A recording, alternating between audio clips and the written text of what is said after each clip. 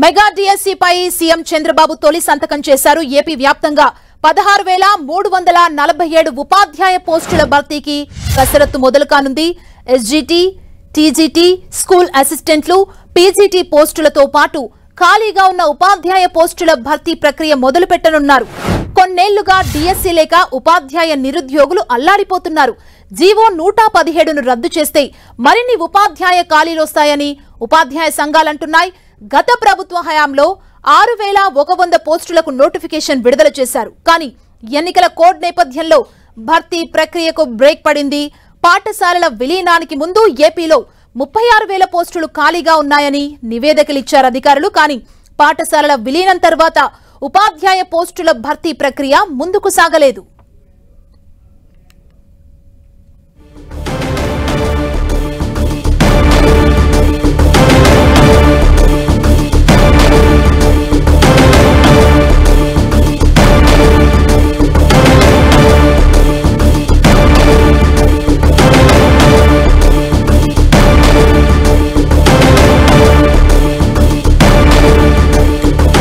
Mega DSC పై CM Chandrababu తొలి సంతకం చేశారు. ఏపీ వ్యాప్తంగా 16,347 ఉపాధ్యాయ పోస్టుల భర్తీకి కసరత్తు మొదలు కానుంది.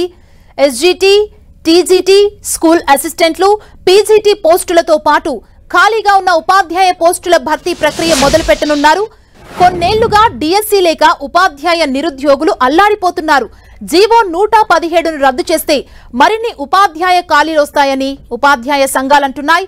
గత ప్రభుత్వ హయాంలో 6,100 పోస్టులకు నోటిఫికేషన్ విడుదల చేశారు. కానీ ఎన్నికల కోడ్ నేపథ్యంలో భర్తీ ప్రక్రియకు బ్రేక్ పడింది. పాఠశాలల విలీనానికి ముందు ఏపీలో 36,000 పోస్టులు ఖాళీగా ఉన్నాయని నివేదికలిచ్చారు అధికారులు. కానీ పాఠశాలల విలీనం తర్వాత ఉపాధ్యాయ పోస్టుల భర్తీ ప్రక్రియ ముందుకు సాగలేదు.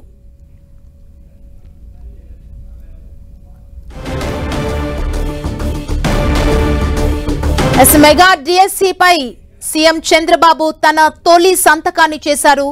మనం చూడొచ్చు, ఏపీ వ్యాప్తంగా 16,347 ఉపాధ్యాయ పోస్టుల భర్తీకి కసరత్తు అయితే మొదలు కాబోతోంది. ఇదే అంశానికి సంబంధించి మరిన్ని వివరాల్ని మా ప్రతినిధి జయరాజ్ మనకి ఇప్పుడు అందిస్తారు. జయరాజ్,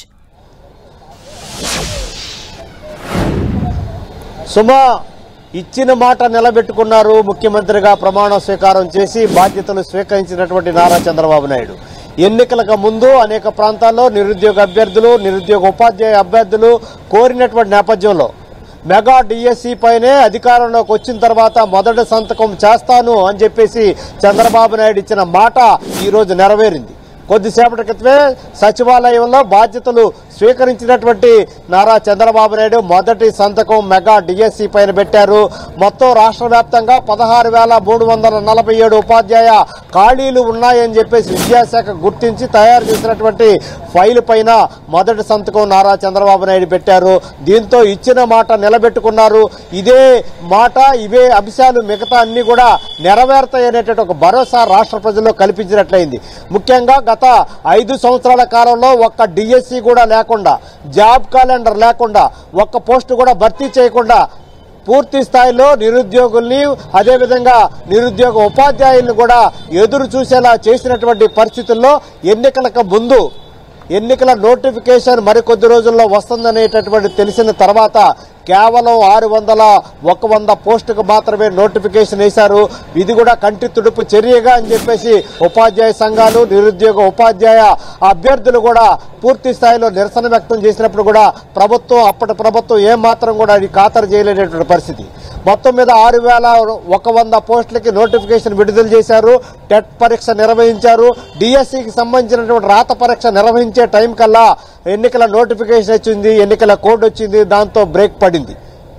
ఈ సమయంలో పూర్తి స్థాయిలో రాష్ట్రంలో ఉన్నటువంటి అన్ని ప్రభుత్వ పాఠశాలల్లో ఖాళీలన్నీ కూడా భర్తీ చేస్తాం, మెగా డిఎస్సి నిర్వహిస్తాం, అతి త్వరలోనే అధికారంలోకి రాబోతాను, అధికారంలోకి వచ్చిన తర్వాత మొదటి డిఎస్సిని నిర్వహిస్తాం, మెగా డిఎస్సిని నిర్వహించి ఖాళీలన్నీ కూడా భర్తీ చేస్తామని నారా చంద్రబాబు నాయుడు వివిధ ప్రాంతాల్లో నిరుద్యోగ ఉపాధ్యాయ అభ్యర్థులకు చెప్పినటువంటి మాట ఈరోజు సాకారం చేసుకున్నారు. మొదటి సంతకాన్ని మెగా డిఎస్సి పైన పెట్టారు.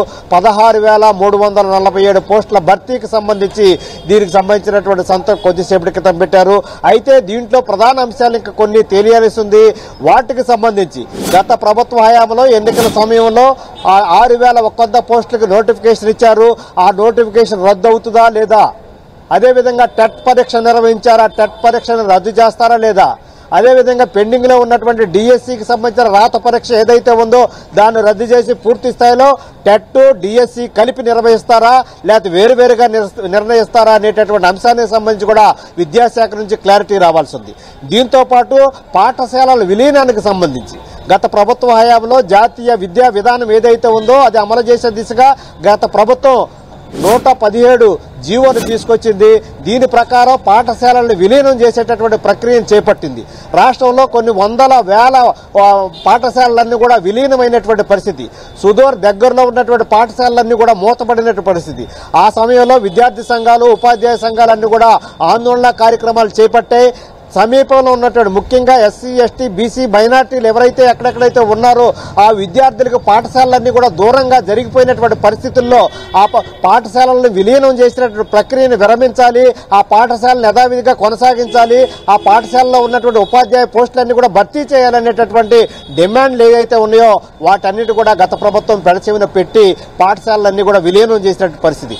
ఈ విలీన కార్యక్రమంలో భాగంగా 3, 4, 5 తరగతులను కూడా హై స్కూల్ స్థాయిలో ఉన్నత పాఠశాలలో విలీనం చేశారు. దీంతో పాఠశాలల్లో ఉపాధ్యాయ పోస్టుల భర్తీ కార్యక్రమం అనేది తగ్గిపోయింది. దాదాపు 36,000కు పైగా ఉన్నటువంటి ఉపాధ్యాయ ఖాళీలన్నీ కూడా కేవలం 6,000 ఖాళీల వరకే పరిమితమైనటువంటి పరిస్థితుల్లో ఈ విషయం అంతా కూడా విని తెలుసుకొని అధ్యయనం చేసిన తర్వాత అప్పుడు ప్రతిపక్ష నాయకుడిగా ఉన్నటువంటి నారా చంద్రబాబు నాయుడు మొత్తం మెగా డిఎస్సి నిర్వహిస్తాం, ఉపాధ్యాయ పోస్టులన్నీ కూడా భర్తీ చేస్తాం అని చెప్పారు. ఈ నేపథ్యంలోనే ఆ ఎన్నికల సందర్భంలో వివిధ ప్రాంతాల్లో కూడా కొంతమంది కలిసిన నారా లోకేష్ కలిసిన సందర్భంలో 117 జీవోని రద్దు చేస్తామని చెప్పేసి ఇచ్చినటువంటి హామీ కూడా ఈ సమయంలో ఆ నిర్ణయం అమలు చేస్తారా లేదా అనేటటువంటి అంశానికి సంబంధించి కూడా ఒక క్లారిటీ రావాల్సింది. మొత్తం మీద చూస్తే మెగా డిఎస్సి కళలు సాకారం అవుతామని అతి త్వరలోనే దీనికి సంబంధించిన నోటిఫికేషన్ విడుదల చేయటం, భర్తీ కార్యక్రమాన్ని చేయటం, మొత్తం మీద ఈ రకమైనటువంటి ప్రక్రియ అంతా పూర్తి చేసి మెగా డిఎస్సి కళలు సాకారం చేసే దిశగా తెలుగుదేశం తెలుగుదేశం జనసేన బీజేపీ కూటమి ప్రభుత్వం ముందుకెళ్తుందని చెప్పుకోవచ్చు. జయరాజ్, అంటే మొదటి రోజు బాధ్యతలు స్వీకరించిన వెంటనే 5 కీలక ఫైళ్లపై సంతకం చేశారంటే చంద్రబాబు నాయుడు తన పాలనలో ఒక మార్కు చూపించేందుకు సిద్ధమైపోయారనుకోవచ్చా ఈ పరిణామం చూస్తే? తప్పకుండా సుమా, తప్పకుండా రాష్ట్ర ప్రజలకు ఏవైతే హామీలు ఇచ్చారో, ఏవైతే ఎన్నికల సందర్భంగా ఇచ్చినటువంటి హామీల్ని త్రికరణ శుద్ధిగా అన్ని కూడా అమలు చేస్తాము, అమలు చేసి నిరూపించుకుంటామనేటువంటి ఇచ్చిన హామీల్ని కాగితాలకే పరిమితం చేయకుండా కార్యాచరణకి చేపట్టి ముందుకెళ్తామని చెప్పేసి హామీ ఇచ్చినటువంటి నేపథ్యంలో కొద్దిసేపటి క్రితమే సచివాలయంకి వచ్చి బాధ్యతలు స్వీకరించినటువంటి ముఖ్యమంత్రి నారా చంద్రబాబు నాయుడు 5 ముఖ్యమైనటువంటి అంశాలపైన సంతకాలు చేశారు.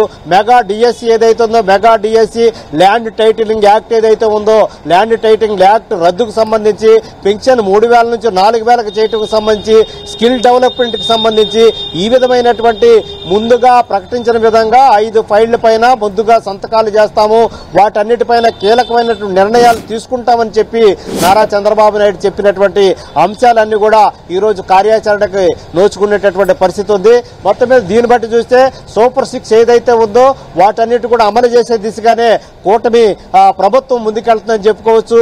వీటితో పాటు మిగతా అంశాలన్నీ కూడా ఎన్నికల్లో ఏవైతే హామీలు ఇచ్చారో, ఎన్నికల మేనిఫెస్టోలో ఏ రకమైనటువంటి భరోసా కల్పించారో వాటన్నిటి కూడా దశల వారీగా అమలు చేస్తూ ప్రజల దగ్గరికి వెళుతూ ప్రజలకు ఇచ్చిన హామీలన్నీ కూడా కార్యాచరణలో పూర్తి స్థాయిలో అమలు చేస్తామని చెప్పినటువంటి నేపథ్యంలో ఈ రోజు రాష్ట్ర ప్రజలకు ఒక భరోసా కలిగింది.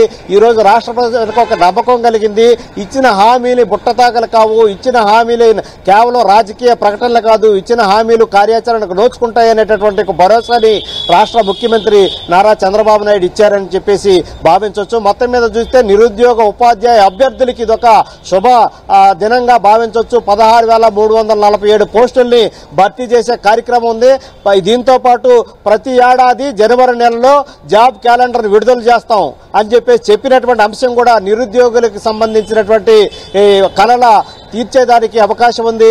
ప్రతి సంవత్సరం వివిధ శాఖల్లో ఖాళీ అవుతున్నటువంటి పోస్టులు కింది స్థాయి నుంచి పై స్థాయి వరకు వివిధ దశల వారీగా వచ్చినటువంటి ప్రతి ఖాళీని కూడా జనవరి నెలలో ఏపీపీఎస్సీ ద్వారా పూర్తి చేస్తామనేటటువంటి భరోసా కూడా ముందుగా ఇచ్చున్నారు. దీనికి సంబంధించిన కసరత్తు జరుగుతూ ఉంది.